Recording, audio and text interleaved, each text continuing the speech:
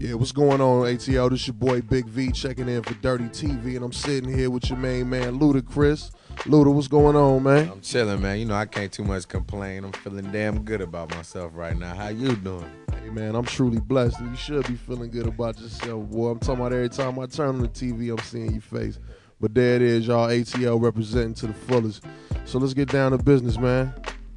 See, you've been burning up the charts, you know what I mean? Burning up the video shows and everything.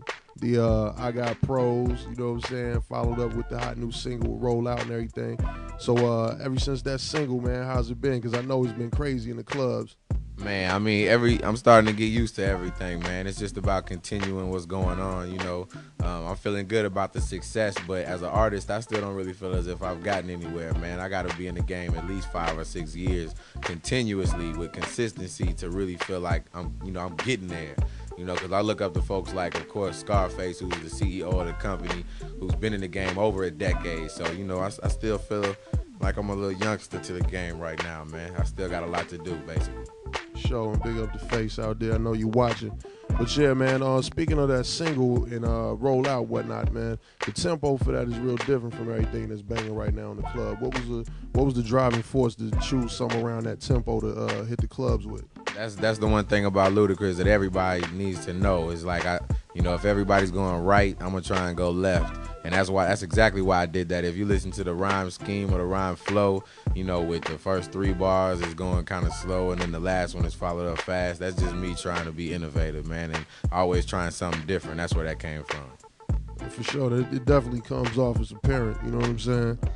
But let's take it back a little bit, man. Talk a little bit about how everything went off with Def Jam South, because I done seen you go from Banneker High School up to the radio station, from Chris to Chris Lover to Luda, and it's been a wonderful thing seeing you progress like that. But let's talk about how that whole situation set off, because not a whole lot of people know about that. For those that don't know, you know, I've been in Atlanta for a long time. I've basically done every talent showcase or opened up for major groups way back in the days, even when Sandcastle was open out there, and you know what I'm saying, the Deck or the East Side and like the Warehouse used to be the World Club and all of that. I was just always putting in work, man. I love performing. This was way before the radio ever happened. Then when the radio station did open up, I went up there trying to get a demo song played, and you know, it kind of turned into eventually getting an internship at the station, using the commercial room for basically my personal studio, doing drops for every DJ that was on the air.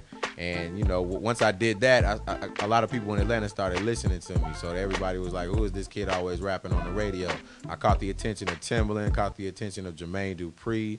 Eventually, I started doing local side projects, which was putting some money in my pocket. And over a course of about 3 or 4 years, I had enough money to put myself in the studio because I was tired of waiting for everybody else. And once I did that, you know, I basically funded the whole project. I was working as the record company and as the artist, and we sold 50,000 copies in the southern region alone, you know, between about 5 states. And once we did that, all the record companies were beating down the door, calling, asking what we wanted and what kind of contract we were looking into.